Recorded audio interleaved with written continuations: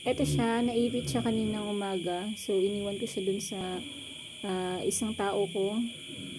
Kasi umidlip lang muna ako dun sa bahay. Kasi nga 3 days akong puyat, kakabantay dito sa kasi ako yung nagpaanak dito.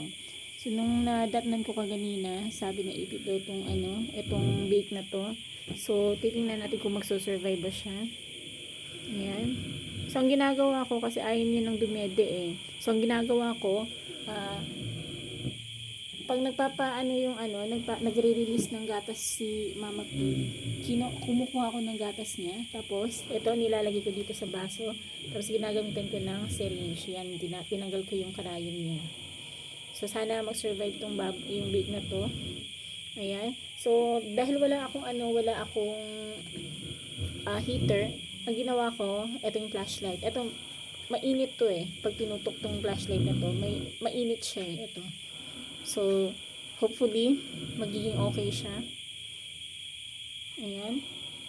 Nanginginig siya eh. Sana maging okay to bukas. Kasi sobrang ipit daw niya eh. Ang tagal daw nakuha ng tao ko dun sa sa ilalim ng mama niya. Matagal nakuha daw. So, hindi naman namatay agad siya on the spot. So, sana maging okay siya. Ayan. Update ko kayo kung mabuhay siya. Thank you.